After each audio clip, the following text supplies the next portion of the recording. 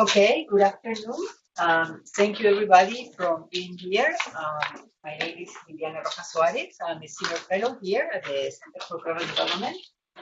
And today I have a great pleasure because we're having a great friend of mine from more years than we both care to remember. Since we worked at the IMF together many years ago. But I left the fund, and she has done a fantastic career there. And she's currently the Deputy Director of the Monetary and Capital Markets Department at the institution. And Ratna has worked on almost everything and worked in 8 departments at the IMF, done so much work on so many topics that is impossible to mention right now. But the most interesting thing is that today we have a presentation that links two areas that very few people do, and is gender and macrofinance. Like there's lots of work on gender and microfinance, but gender and financial stability, the possibility of there being more and more less crises in financial sectors in the world, that's very unique. So it's a real pleasure. I don't want to take too much of your time. The rules of the game is that right now we have about half an hour. If you want, people should move to this side because I see the crowd there empty here. So about half an hour to make a presentation, and then we'll open for what I see is going to be a great discussion. Also, I asked Charles Kenny to give a couple of comments. It's also here at the center, but we'll deal with that in later. Right. Thank you very much, Liliana. Very kind introduction. And I would say it's true what you said about looking at the macro picture, connecting finance and women. But I want to be very modest in terms of the results we find, because there's still a lot of work left. But at least we're making some strides. So thanks very much for inviting me to CGD.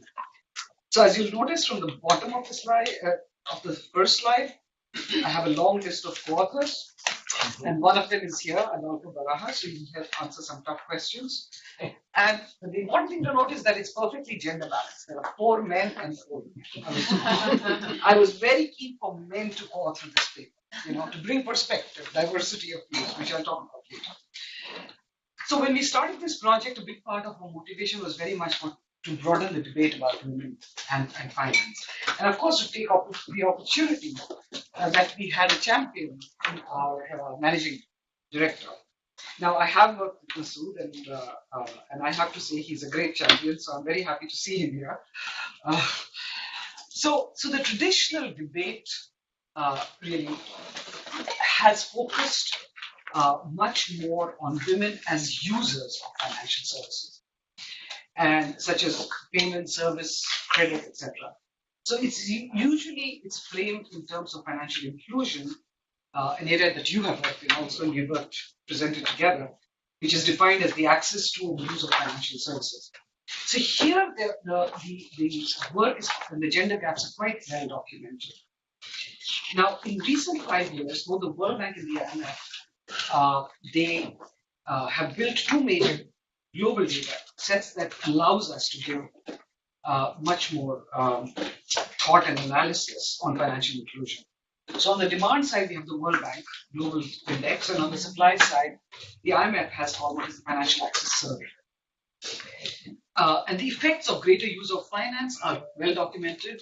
We ourselves did this work on looking at financial inclusion, how to meet multiple macro goals, which you're aware of. And there we found greater access of firms and households to formal financial services, actually helps higher economic growth. And we also found that increasing women as users of financial services helps higher growth. So that was a reassuring study. And in fact, we found that the result was like could increase GDP growth by 2 to 3 percentage points, which is quite good. So this paper then really broadens the concept of financial inclusion by looking at the gender profile of providers of finance. So who are the providers? So in our study, we look at banks that provide financial services. And then uniquely, given where I'm placed, we said, why not also look at supervisors? Because they might talk in containing risk. So we also looked at financial sector supervisors. So the bottom line, and I'll just give you the bottom line of our study, is that when you move from users to providers, the gaps are even larger. So just to give you one highlight, we find that less than 2% of bank CEOs are women. And when you look at on the supervisory and the regulatory side, you see the gaps there too, but this area is not well studied at all. So this is just a humble first attempt to look at this issue.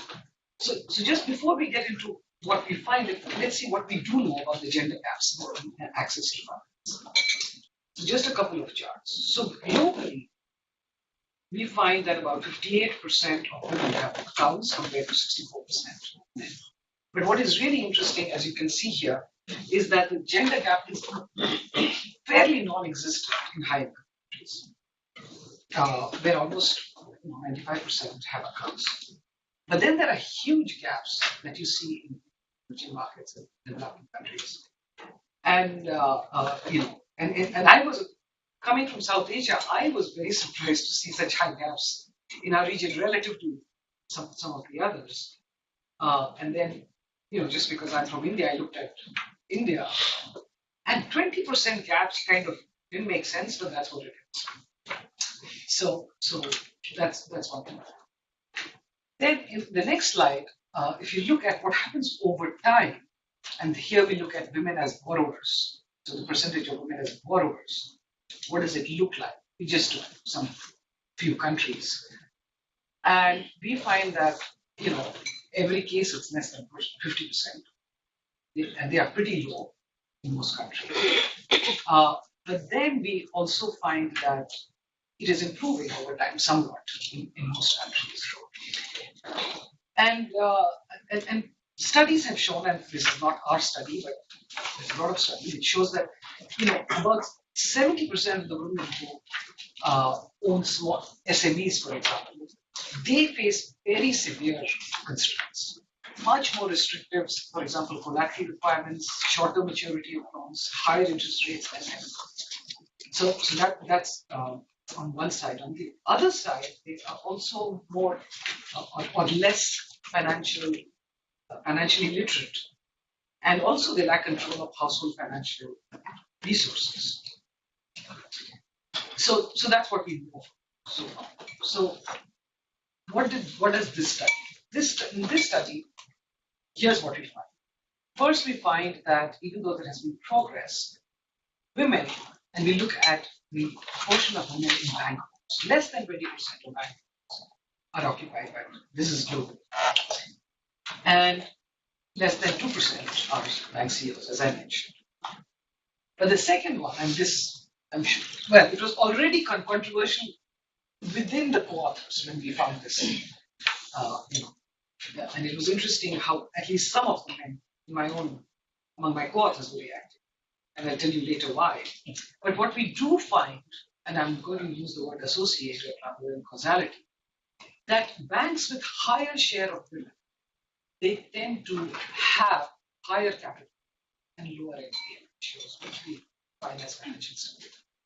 We also find supervisory boards with a higher share of women have higher financial stability, which is defined by higher Z-scores. Higher share plural or in leadership positions? In leadership. In back to supervisory boards. So here they are. So I want to talk a little bit about what is the possible linkages. Why is it, if we are finding this relationship where financial stability may be higher, what are the possible linkages? Why does the presence of women make a difference? So I'll show you some standardized facts and give you the empirical results. I won't dwell too much on it. I'll come back to it if you want, over how we conducted it, and then the conclusions. So there are 4 hypotheses that we could think of, and of course I very much welcome reactions from you if you think there are other hypotheses. So one hypothesis is that the reason why there's greater stability with having more women on bank boards is because women are more risk averse than men.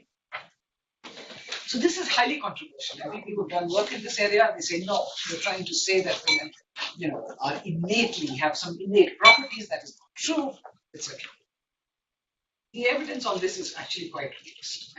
And Pew recently, 2014, had done a study and found that about 30% of the people surveyed felt that women would do a better job of running a large bank, whereas only 20% found that it's better if it's men.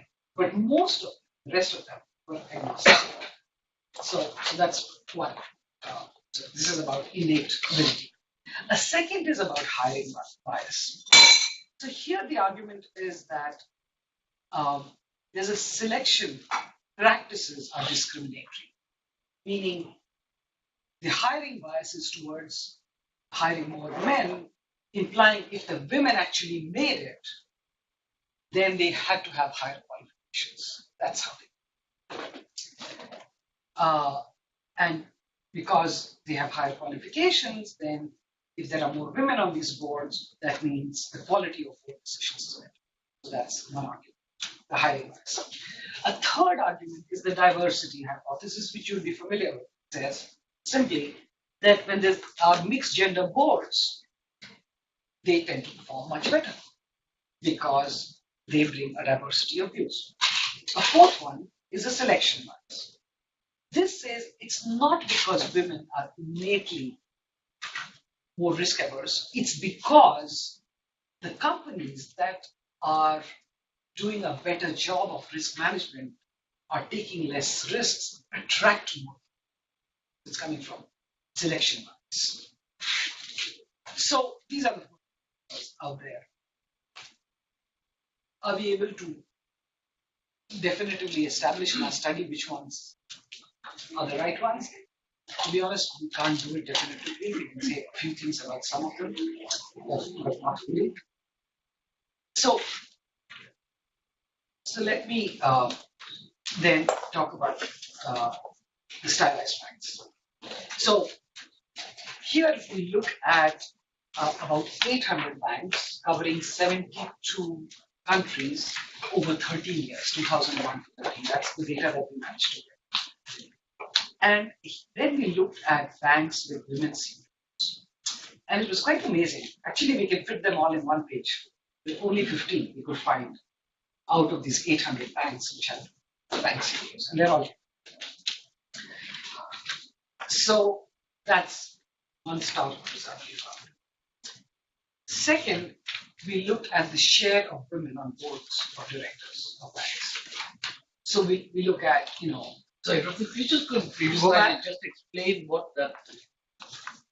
Those are just the size of the bank. This is not a ranking of. No. This just tells you, how big these banks are in relation to and where they are. Interesting that many small banks are among them. And you'll see that later appear also. I just had a question. Why are the U.S. banks among the smaller? Was there a reason that you chose smaller U.S. banks? No, we didn't choose. It's just that we looked at, and in the US actually we have a lot of data, small and big. We just found that it was only in the smaller banks that women were CEOs. I see. That's interesting. And you'll see more interesting results as we go along. And it shatters a lot of myths or presumptions, including my own, as to what we would find in this data. So looking at the next one.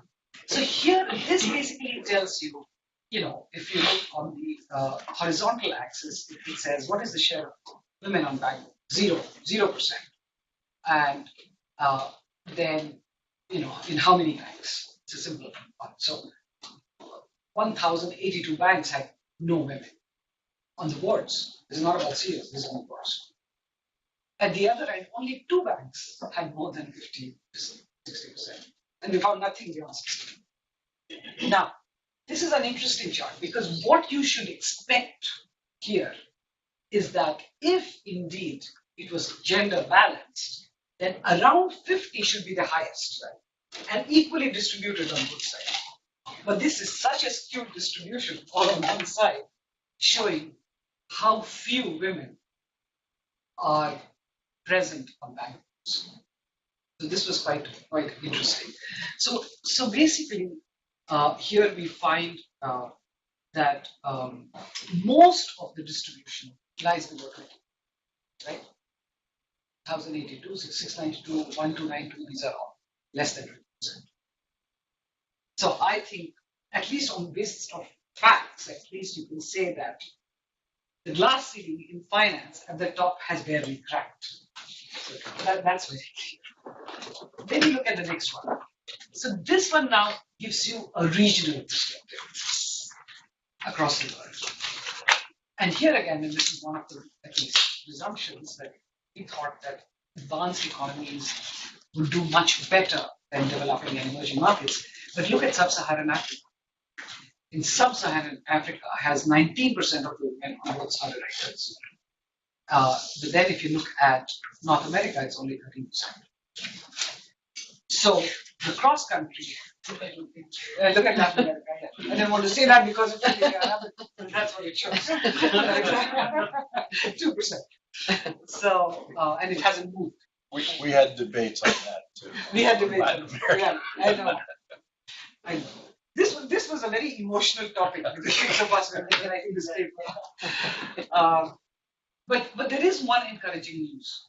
So the encouraging news is that over time, the share of women has definitely in almost every region except Latin America.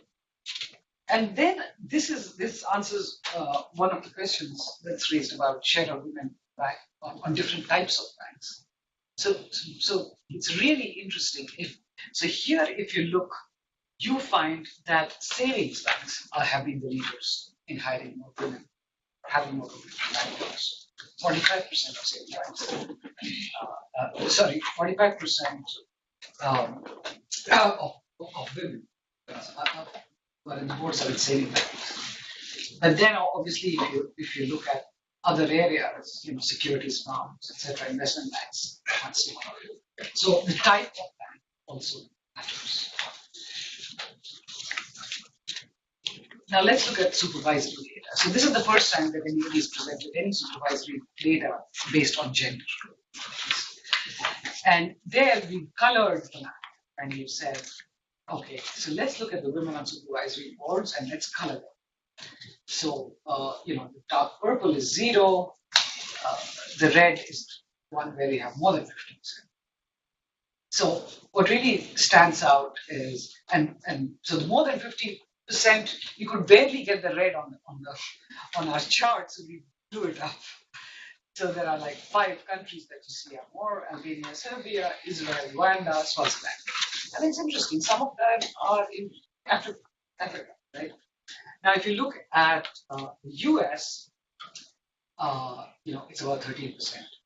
But one thing that is true across is that the representation of women on supervisory board remains low across.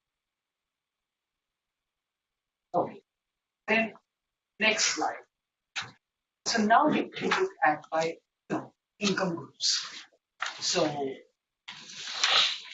do you expect more women on supervisory boards the higher the per capita income, the richer the country is? The answer is no. No. In fact, the poorest countries have more women. And there are many stories why to come up with why that might be so. Lower paid, women are attractive, but then, as far as the shares go, there is no systematic pattern apart from saying that different countries is fairly high. Now, when we look at the share of women by regions, it's so stark because what you find is in sub-Saharan Africa, there are more women on bank supervisory boards than the most, about 25%, and they're the least in North America. And I don't want to say anything about the financial crisis, but Mang Mei, literally. so so then we want to also ask the question of, have the share of women on bank supervisory boards increased over time? So we just have two data, 2011 and 2015. And here the story is not enough. Actually, they have fallen in almost all the regions. You didn't have data before 2011? No, we didn't. So here, we actually went on the websites of central banks to get this information. And we actually managed to get it for about 110 countries, not time series data. Excuse me? Yeah. Could you say quickly the difference between the board and the supervisory board? Between the What is a board versus a supervisory no, board? so basically the distinction I'm making is between bank boards, commercial bank boards, which I presented information earlier, and now talking about supervisory boards. So supervisors also have boards. So there's one every country. Like the Fed or Yeah, Fed. bank supervisors. It's like oversight. Yeah. Yes, Okay. oversight. To regulate. The regulation. Yeah. So they are the ones who kind of, make sure that risks don't build up. Right, regulate. So, okay. So, then let's go to the next one. Let's look at the input. So before I present, what this particular study does, I want to show you one slide based on another paper that I co-authored with many of them. I've authored this paper. So this is a very interesting slide which tells you what happens to, does financial inclusion, greater financial inclusion as measured by borrowers per 1,000 adults. So does greater financial inclusion lead to more or less financial stability? And the answer to that question is not straightforward. It says up to a point, it leads to greater financial stability as you include more people in the official formal financial sector. But after a point in time, there is instability. Now, that is intuitive because the marginal borrowers, as you include more and more people, they're going to be more risky. So that's understandable. So that's one result. But the other fascinating result we found is that we said, let's draw this chart by looking at countries, by grouping them by whether they have good supervision, poor supervision, medium supervision. And what we found is that if supervision is of high quality, the green one, the green dotted line, actually financial stability increases for a longer period of time, meaning you can include more and more borrowers into the system and not hurt financial stability. So supervision plays a big role, hand in hand, and including more people, letting them borrow is perfectly fine. But of course, if supervisory quality is poor, then obviously there is, the authorities are going to say we are not going to allow borrowers, more and more borrowers because they don't need it. So this is just as background of what we found on financial inclusion itself. But then let me come to the results that we found. This is really a very, almost towards the end of my presentation. This is really a very quick snapshot of lots of good questions that we have done. So before I talk about it, let me tell you some of the things that the previous literature found. So some of the results in previous literature found that if you had more women on bank boards, yes, there was more higher profitability and higher stock price performance. They also found that performance of funds, for example, that a majority women owned, had returns on their assets that were like 6% compared to only 1% of the industry. So women who manage funds seem to do a better job. This is a study that was done after the financial. But results on risk taking, do women take more risk or men take more risk? They have been much more mixed. So, for example, there are studies that find that if there are more women on bank boards because of quotas, formal quotas, it is associated with much more risk taking. Why is that? So one hypothesis is that if diversity is achieved by forcing quotas, then it's possible that more diverse boards have less experienced women. So less experience is associated with taking risks. So that. But then another interesting study found, which I thought was interesting, that the presence of women meant that these boards would meet more frequently. For whatever reason, women like to meet more than men did. And because men and women met more often, it led to better outcomes because there was much better monitoring. That's interesting. Anyway, coming to our empirical findings. So the top table basically shows, so we looked at, whether the presence of women, did that lead to greater bank stability? So that's the first column, the top. The top panel, bank specific z-scores means basically greater stability. So there it was not significant. But then when you look at return on assets, the more women there were on bank boards, return on assets were higher. That was significant. There was less bad loans. That is the third column. And in 2008, it definitely mattered. If there were more women on bank boards in 2008, they did a much better job in preventing a problem in their own banks. So that was very striking. Then the bottom panel actually looks at whether the share of women, if there were the higher share of women on supervisory boards, did that, we asked two questions, did that improve the quality of supervision and did that improve the stability, financial stability? So interestingly, we find that, meeting basically with Basel IV principles, did the presence of more women that was there better performance? The answer was no. We didn't find that it led to better supervision. That we didn't.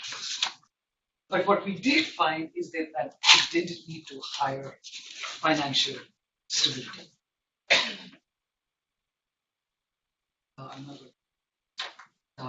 So bottom line of the conclusion is that the share of women leaders in finance remains low, even though there has been some progress.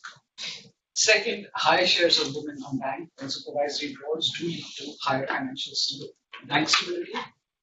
It doesn't necessarily mean better supervision. And therefore, we conclude that at the very least, we can say that there's no downside to having more women in leadership positions. This is what I could negotiate with my co-host. Let me be very clear. Let me stop. Okay, great presentation, Ratna. Thank you. So, as I was telling you, I asked Charles Kenny to give a few remarks or reaction to your paper to kind of start the discussion. Well, first of all, thank you. It's just a fascinating piece of work, and as you suggested, filling what I'd seen as a significant gap in the empirics and the literature too, and it's wonderful to see it, particularly coming out of the IMF, which gives it a bit of oomph. In defence of the financial sector,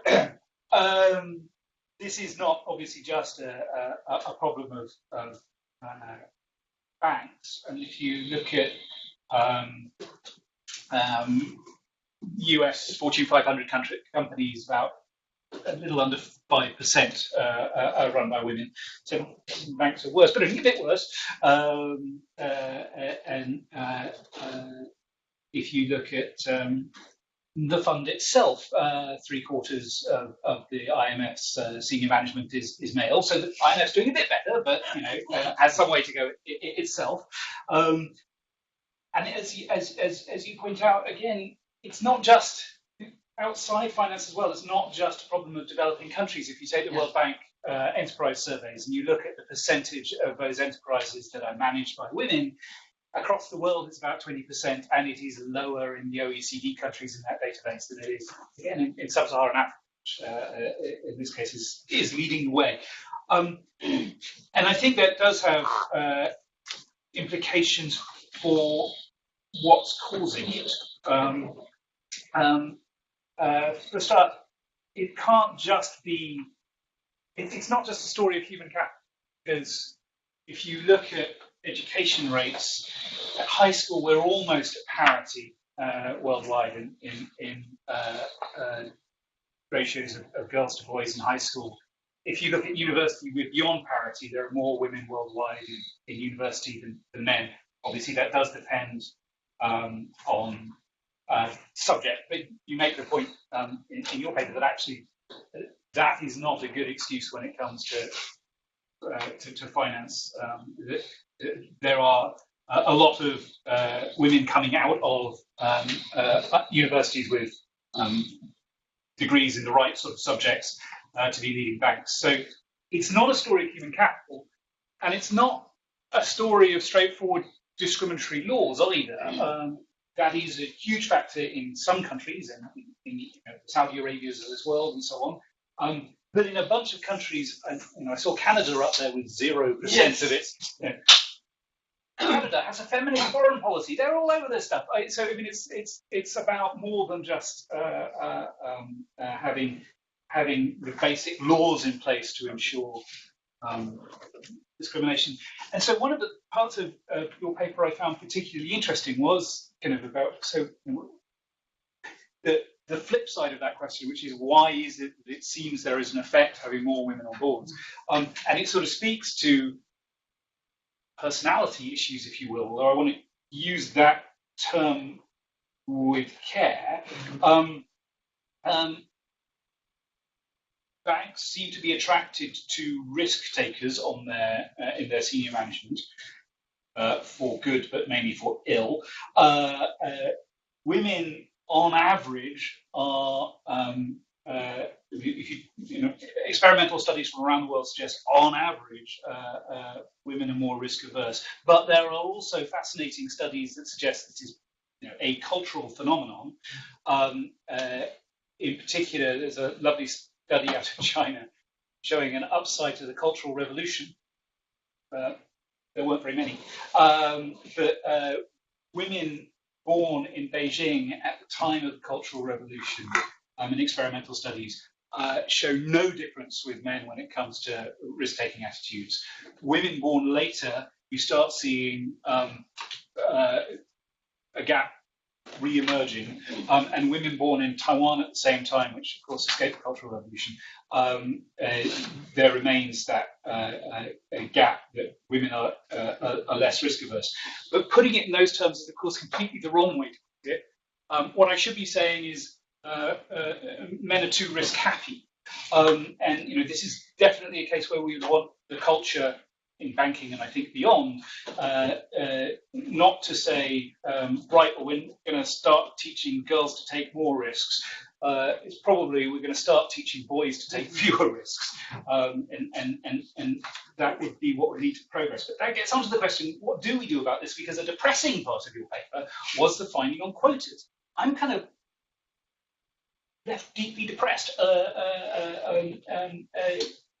Because quotas in other cases have worked. So if you look at India, which some parliamentary seats have been reserved for women, obviously women get elected to those seats, but when you take away the reservation, women are more likely to be elected to those seats in the future. People have got used to the idea of having a woman MP, realise they are quite as competent as men at the job, if not more so, and so are happy, much more happy to elect a woman in the future. Now, it may be that we're too early in that generational effect, if you will. So we're only seeing the downside of sort of women being appointed for the wrong reason, if you will, leading to more. And actually, in the next generation, the quota will actually help. I don't know. I hope, because I do kind of struggle a bit with where to take this in policy terms, and don't want to give up on quotas, if you will, quite yet, even despite the evidence you mentioned. But it leads me to a challenge basically for the IMF with my colleagues Tanvi and Mike. Who was it? We went looking through IMF Article 4 discussions for what's gone on in them since the IMF declared gender a macro-critical issue in 2013. There has been a continuation of the IMF pushing for equal retirement ages for men and women, which is a good thing. Beyond that, the writing team was a bit disappointed with how much we were seeing in terms of advice around greater gender equality. It has to be said, when we showed this to Masood, other colleagues in CGD who knew the IMF better, they said, "Gosh, they're moving so fast." So I guess this is where you stand is where you sit and all that. But I would be intrigued. How do you take this sort of forward within the IMF? What are the policy recommendations in order to deal with this glaring gap that, as you say, is worldwide, not just a developing country issue? Because, in a way, forget its impact on stability for all that's important. This is just wrong. It's a sign of discrimination working somehow, and it's a bad thing. So what do we do? Want to react to that? Sure. So let me just comment on two aspects. Thank you very much, because it's really good to hear your perspective coming from somewhere else, and also actually doing your homework vis-a-vis the IMF. So I have no defense as to why we don't do well. Masood should help answer that question, because he was part of top management. I think he should answer that question. He knows better. So on the quota issue, I want to be very careful on that. I don't want anybody here to get the impression that quotas are bad. Why? Because this, what we did is we quoted one study. Okay, that's point one. Point two, our study actually says it doesn't matter whether the quotas or not. We found an association between financial stability and more women. Now, other people can take the research forward, figure out why, whether quotas, but our results are. And actually, I am, in many cases, very supportive of it, and especially the ones that you talk about, especially in the political arena. It's absolutely needed to give the first bump, and later on, let's see what happens. And then, on the issue of how do you take it forward in policy work. So remember I mentioned about the four hypotheses that we have talked about. I think, based on what we saw existed in the literature, based on our own internal debates, and all, I mean, this paper took a while for us to publish it because we couldn't agree amongst ourselves, especially on this issue of, a lot of people felt, men and women, that we cannot put forward this idea, or even implicitly, that it's because of our innate differences. Just women, somehow their genes are different. So it's very hard to get to that one. So I want to rule that one out and say, let's not think about that. We also, the one thing that we did test, which I did not report earlier, was we tested for the selection bias, meaning, is it the case that women get more attracted to risk-averse banks? And we didn't find a conclusive evidence. So we are left with two possibilities. And I think they're both worth pursuing in policy. So one is to equalize the hiring opportunity. The other is I think there's a lot of evidence already that diversity of thought makes a huge difference to better decision making.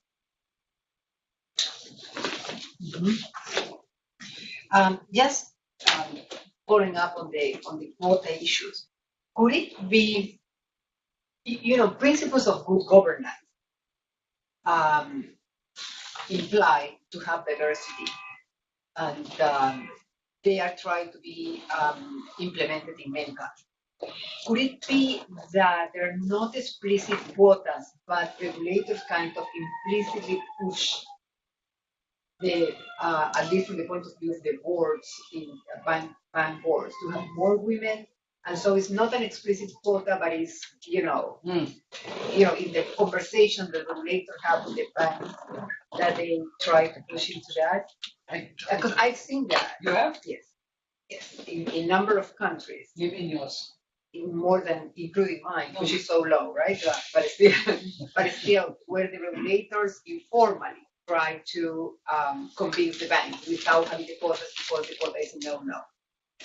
But they push for that. So I don't know. There's on these issues there are many things that are not written down, that are not the law. Okay, let me open for questions, suggestions, anything you have in mind, including from the authors. Adolfo, you want to add into the discussion? Can I make excuse me, one comment, which is, I do think that there is moments when some phenomenon which people have accepted for a long time suddenly becomes an issue of discussion or becomes unacceptable. And I don't think that the issue of the participation of women on financial regulatory boards or financial sector institutions or senior management, though, has been that much part of the conversation. And for example, one thing, Charles say, what can the IMF do? When Christine Lagarde goes around, well, she says often, that you need to have more women. But I don't think she's backed up with any data in the sense of that country. So when she would go visit a country, one thing the fund staff can do is equip her with the actual facts about whether there is a bank there in that country that has some good examples or not. What is the situation on their regulatory?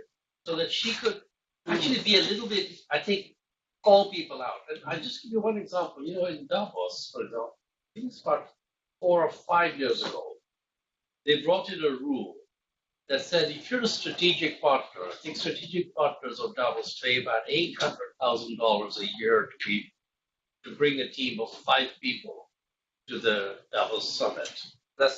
It's pretty expensive to go to Davos for companies. It's $800,000 if you want to be a strategic partner, which gives you 5 passes and the right to go sit in some lounge, where the coffee is better.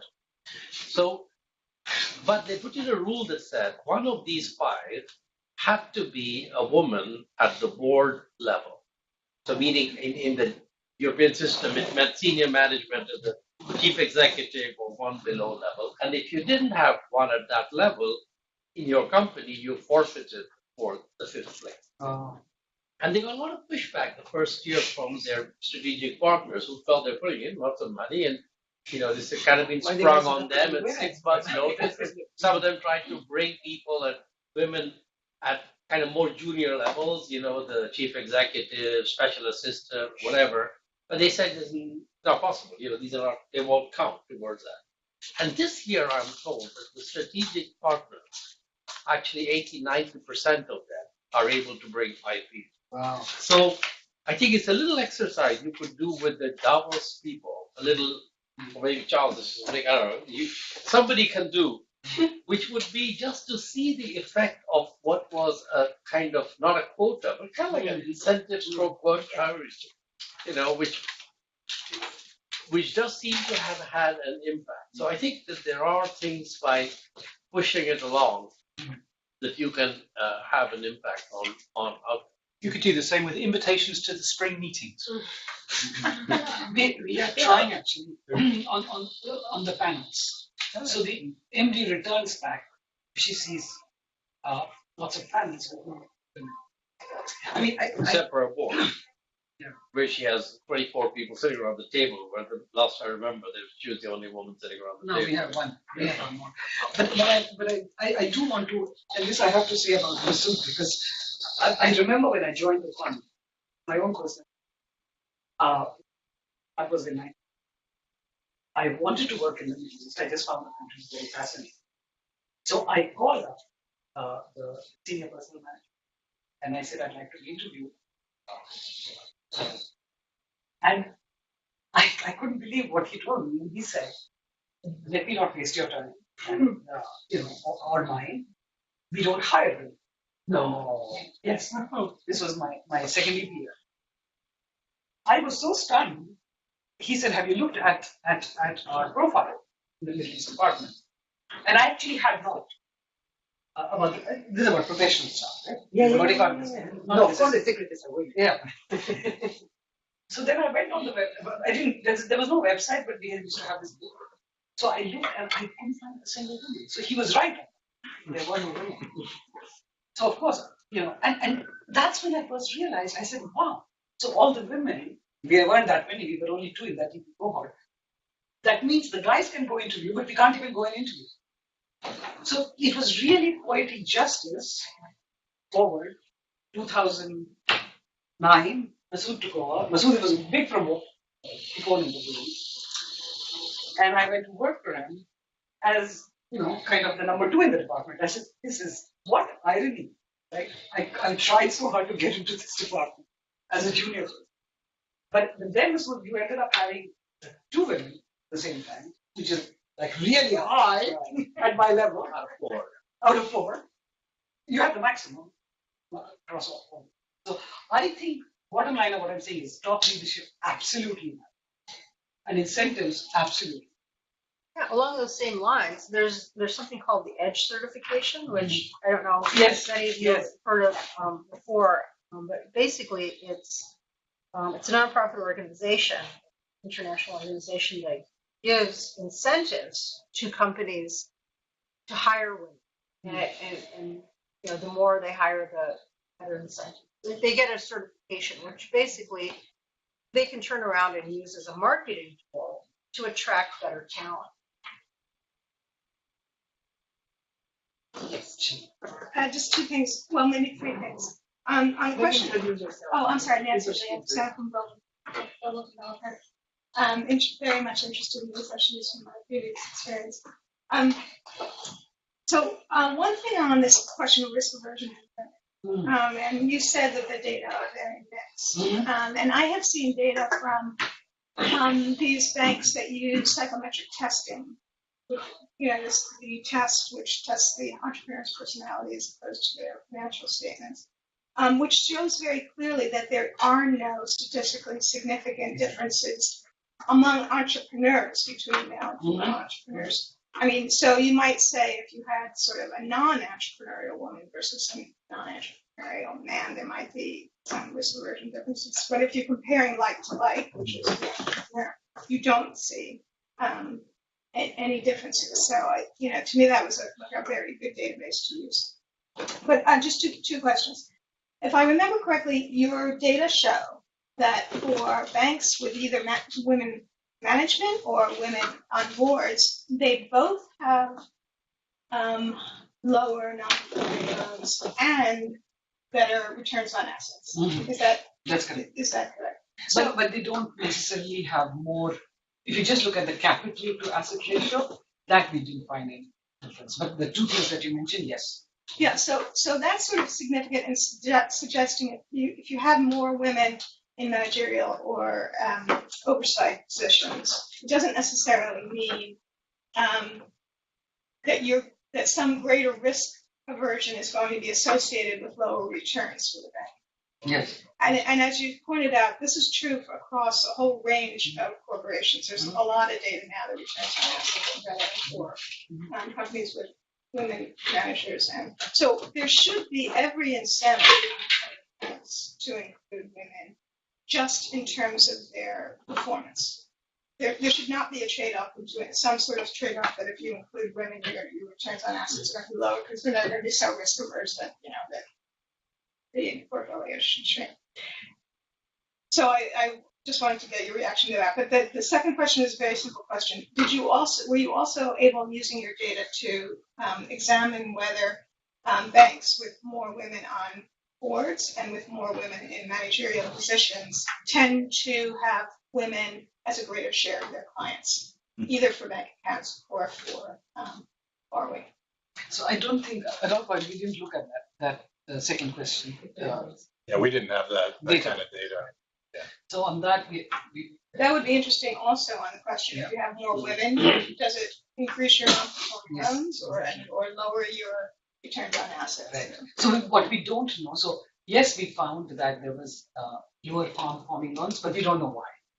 Could it be, Yeah, but it's interesting because in the US, following up with you, the banks that actually you had the CEOs were the smaller banks, and perhaps what kind of banks were there? Were there banks that were more savings banks that were, because savings banks were also the most important?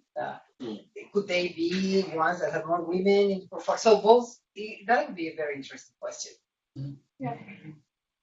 I mean, again, another personal story, which is so symptomatic of problems that we face in our own country. So my aunt, my mother's sister, she actually at some point when the kids, she was very bright, when they started to go to school, etc., India had this initiative of setting up banks run by women for women. So they started this, and this was sometime in northeast, northern India. And she worked there for 10 years. It did phenomenally.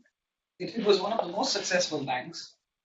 No non-performing loans, very careful. It was run by women. And a lot of women who were coming there, they felt safe. Interestingly, after 10 years, her husband, which is my uncle, he said, you've done enough. I think you need to now come home and take care of me because I'm getting older. So she quit. She basically quit, and which was like a huge mistake. So what I'm saying is that there are cultural aspects that also play out, which I think are real. They really are real, in many of these countries.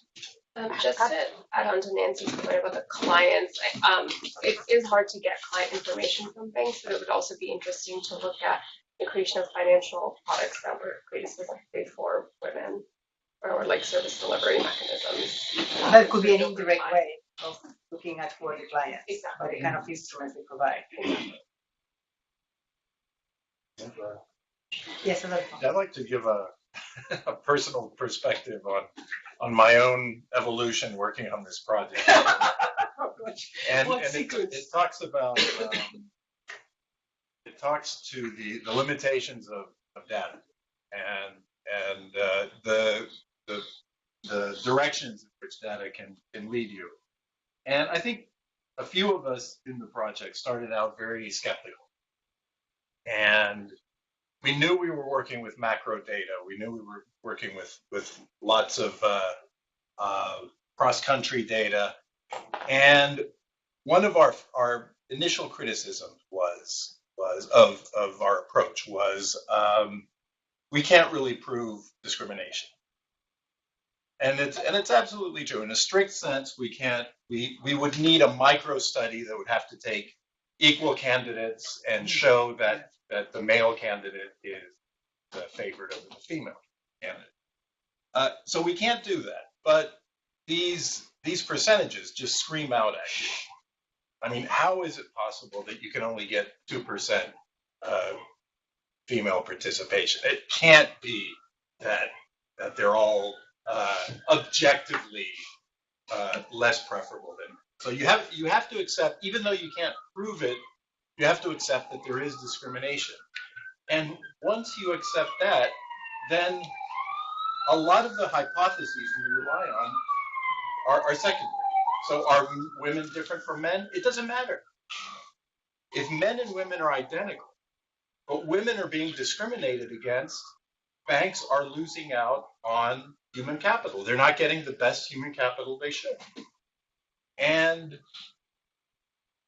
the other point I want to make is once we get into the measurement, which is the percentage, the female participation, it starts leading us in a direction of fixating on that number. And I think Liliana had a good point that it's all about governance. It's all about running businesses in the best possible way, which means not being discriminatory in the way you hire. So I guess I'm a little more resistant to quotas, because if you take poorly run discriminatory firms and you impose a quota, they'll continue to run their operations the same way. They're just they'll comply with the number. They'll reach that target, and we'll be happy because the target is reached. But have the institutions truly improved, and have they really taken advantage of women, of what women offer to management? And so I think because of data limitations, I think we need to be careful about how to move forward to actually make policy recommendations based on this very, very simplistic percentage of women participating on boards. So it's harder. Yes. Yes. Yes, go ahead. Introduce yourself. Yeah, I'm Alex Smith. I'm from the Millennium Challenge Corporation. I'm a director of gender and social inclusion. So this is fascinating. It's right up my alley. I'm pretty new there, however. But I'm curious to know, and I should preface this by saying that there's a lot of research on non-entrepreneurial people, and there's a fascinating book called Testosterone Rex by Cordelia Fine. I'm sure you've seen it. And I think she mentioned the China study, and she talks about how when you put men and women in a room by themselves, they basically have the same kind of risk-taking behavior. The whole thesis of the book is that you can't really blame testosterone for toxic masculinity. And so I'm curious to know that in your research, and so the study was when people are alone, they basically have the same behavior, but then when you introduce other people into the room, suddenly men, because they think they're expected to, start taking more risks and become more erratic. And so I'm curious to know in your research if perhaps the quotas didn't work because the women had a dampening effect on risk taking, but at the same time men were taking more risks to impress women, basically. And so you're sort of hitting the gas and the brakes at the same time. Could you tell that from your data if the women were? No, actually, we can't even say anything about quotas because what I was citing was from other people's study. So the only thing we could talk about was the presence of women, the absence, under that. And another thing was also, in terms of just doing empirical work, it was so hard to do, robust work because we had such few observations of women at one end where, you could say there are more than 50% women, so then you could say something. But since we had 2 data points, it was impossible to say anything with confidence. Hi, I'm Mariam. I work here at CGD. I was wondering if it was possible to maybe dig deeper into this question through the lens of the gender pay gap. I mean, in the US, we have statistics about how women make 79 cents to the dollar, and how, if you have that data for individual banks, maybe how that affects how many women end up staying, persisting through sort of like their career ladders and ending up in higher positions. And maybe that could inform sort of policy decisions about how to attract more women in these kinds of roles. Sorry, so how would that work? So if we have, the way I think about this is that if banks have more equitable gender gap pay for men and women for equal work, you would think that women, more talented women, are more likely to stay in their roles, move up, and then end up at higher positions. So you sort of end up retaining higher quality talent. Whereas under the current pay structure, maybe women just don't want to stay because they're not getting equal pay for equal work. I mean, that definitely is true. It's hard to argue that, if the higher salaries should, one extreme argument is fine, I have a discriminatory pay scale, but at least I'm attracting really good guys, right? Because the men are getting paid more, so you'll attract better men. Right. So as long as they have high quality people, whether it's men or women, I'm just playing the devil's advocate. Right. I don't think one can, at least I don't think, just initial reaction to get it from the equal pay angle. Mm-hmm. To me, the angle still has to be that you're really losing out, as Adolfo was saying, on really good talent if just the data shows that there are such few women. Because clearly, the results are showing that the presence of women is something, which is good. Is there data on where the drop-off happened? I mean, so you've got numbers in here on sort of, okay, people graduate with economics, finance degrees. There's a disparity there, but it's not huge. It's 30%. So on economics and finance, 30% in US and UK are women. So how do we get? But other fields, sorry, it's 50%. Mm-hmm. Including business. 50% of business graduates are women. Yeah. So how do we get from the 30% to the 2%, if you will? I mean, is it drop off in entry to the bank? Is it drop off as you go through the ranks of banking? Is it? Do we know? I think it starts in graduate school. We're talking now about the Can you way introduce women are yourself, treated in graduate school in the U.S. in economics. The women are starting to talk about it. You don't get the professors mentoring you like other people do, perhaps. I mean, there's things that already happen, maybe even affect women's expectations before they come out of graduate school. And certainly, if you don't see any women on bank boards, you never think, well, that's something I can aspire to, right? So. There have been studies which show that during the childbearing age, a lot of them step back, right, and then you lose out, right, on the career ladder. That's been, but again, that also points to the fact that at home then there isn't equality, so that the woman is having to step back, right? It's a different kind of problem. Yes. Peter Bobert, Export Bank Institute of Germany. I think one of the most important things probably to get one step further is what about the secondary ranks, where women probably are more important to make decisions on lending than men could be. I mean, that's something I would think that many women rather stop there than just going through the hassle to go for top positions. So I think if one get data on that one, you could be just a bit more broader, and also just I think get more reasons what's happening there. So there have been isolated studies. So I think recently there was one on Albania which showed that if there are women loan officers, definitely they are lower in PLs. That was a very different study. And I think there are other countries for whatever reason. But then I agree with you. But then it doesn't get to the issue, which is what we wanted to get to, which is on the big picture, on the macro stability. There I think top leadership matters. The tone from the top. So that's why we wanted to focus. So Adolfo, just coming back to your point. So you're saying that it's important to focus on the governance and try to improve the mindset and management of objective clients. But I thought your research actually showed that for whatever reason, good or bad, if you had more women on your board of the bank, let's say, or on the board of the supervisory structure, you ended up associated with more financial stability. Correct.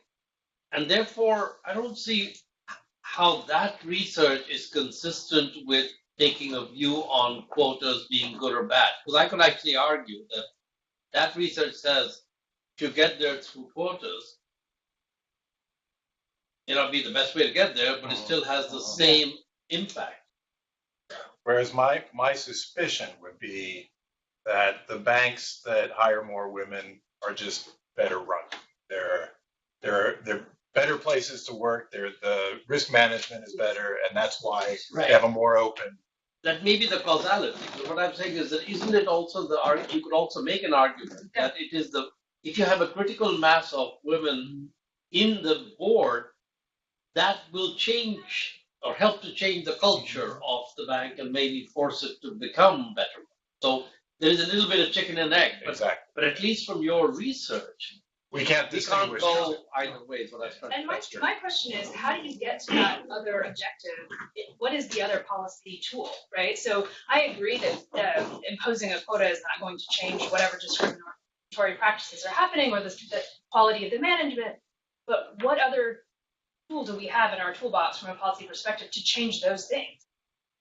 In the absence of that, isn't a quota like the best thing we can start with? change culture and behavior. Yeah, exactly. So one of the things that we also found, which is not pertinent, and it's something that we use in our regressions, is we found that, for example, if you want to really improve risk management, we had a very clear result that if the chief risk officer is part of the board versus there's an independent, separate risk management department, then it's much better to have an independent risk management department than to have this senior risk officer in the board, being influenced by everybody else. So there are other things also to strengthen, but also on this issue of causality and reasons. I tell you, we have 8 co-authors. You will get a different answer from each one of the 8 as to what is the likely story. So that's why we just put out the hypothesis and we say, these are very strong results, we find. Take it however you want. One question that is on you don't talk about bank concentration. No. Because when you ask about policy tools, for example, right? What about competition? Let me just make another hypothesis, right? One is boards in many cases are kind of men's club, right? They have their club and they don't want to get out of the club. Now you can do that only if you're actually an important player in the whole system that you can as a bank.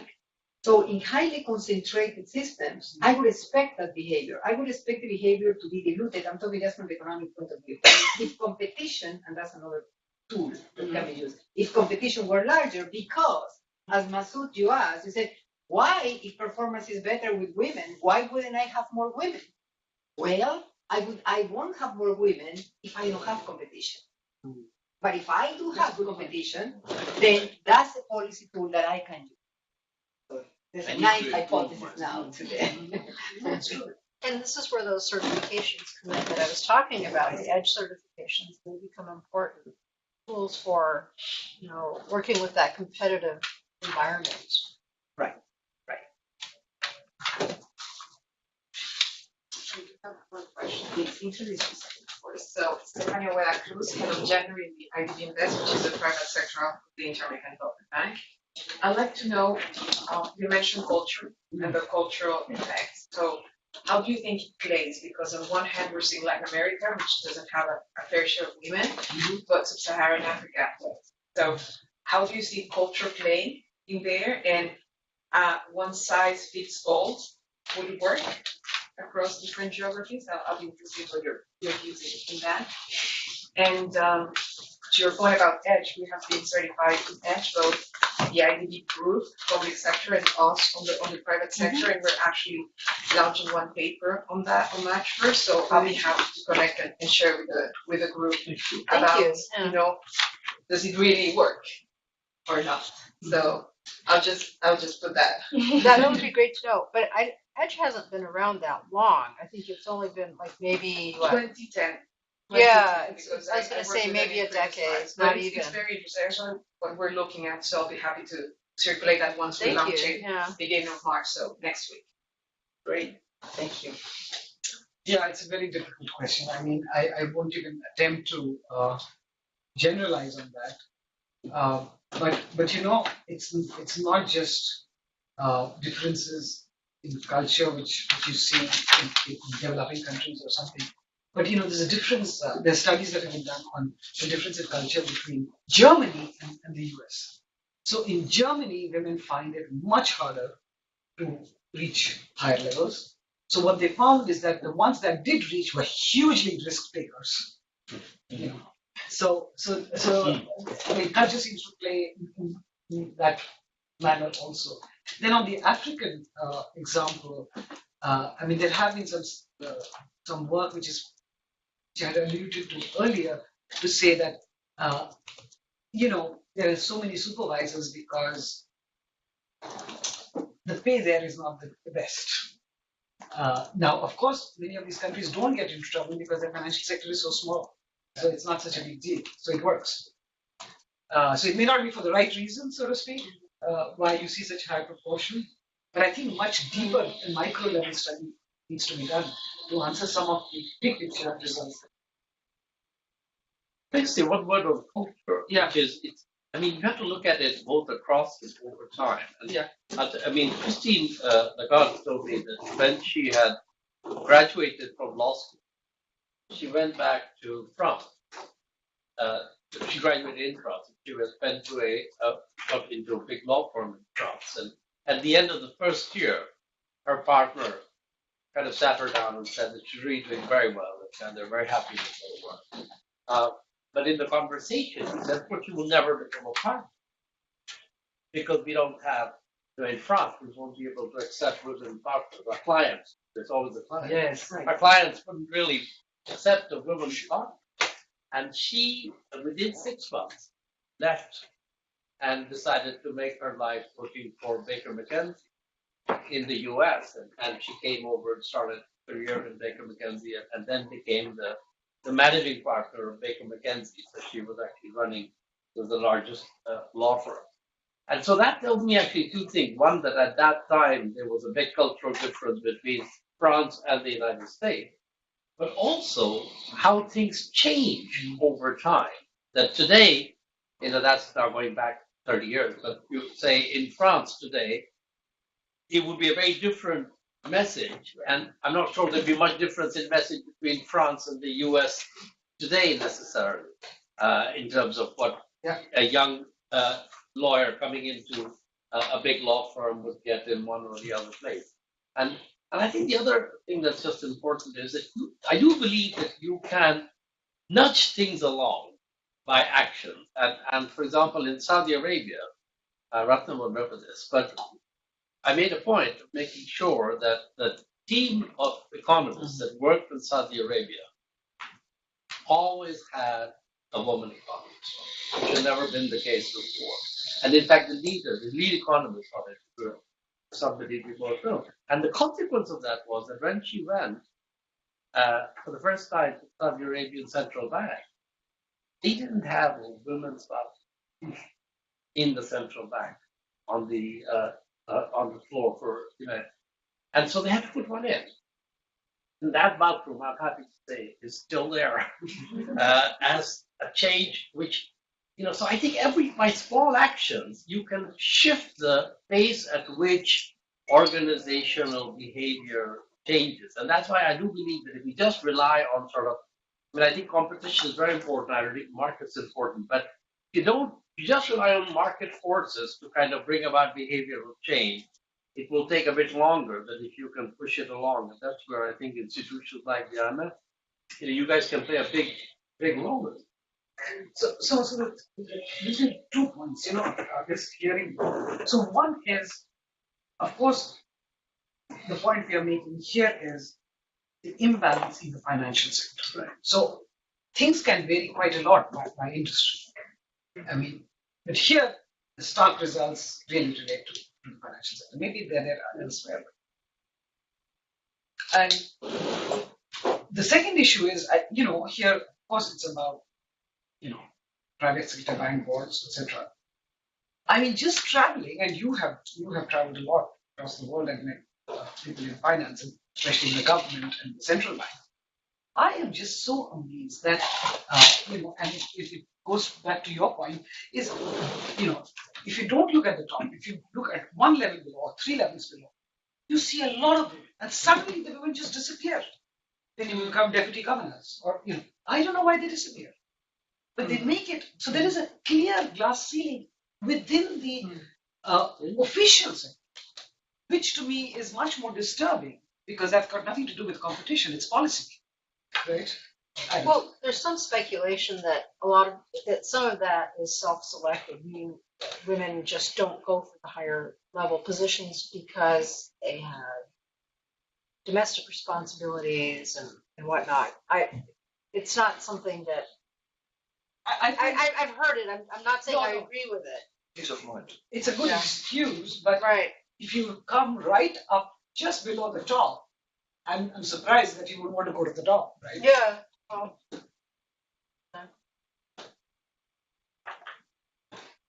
Any more questions, suggestions? This is absolutely fascinating, and if we all tell our own stories, I feel refraining myself like crazy not to tell my own stories about this. But any more? Yes. Just one more observation, and this goes to the market competitive side. So for banks in a lot of emerging markets, the drive to develop new clients is a very important motivation. And so the gap between male and female clients in terms of the share in the portfolio can be a major motivation. But I think one of the big issues is that the data aren't collected by the banks themselves. They actually don't know product by product the gender composition of their clientele. So I guess what I'm suggesting that the IMF could use the market. The driver is competition for new clients. If women are very much underrepresented in the portfolios of the banks, then a push by the IMF to collect, not for programmatic or regulatory reasons, but just for good governance reasons, to collect gender disaggregated data on bank services would be a very good thing. I think it would be extremely eye-opening to a lot of banks who think they're serving the women's market just as they do the men's market, but have no idea actually whether they are or not. Yeah, the exam is being done right now in Peru. Maybe you can start there. Okay, well, thank you to everybody, and Ratna, it was a pleasure.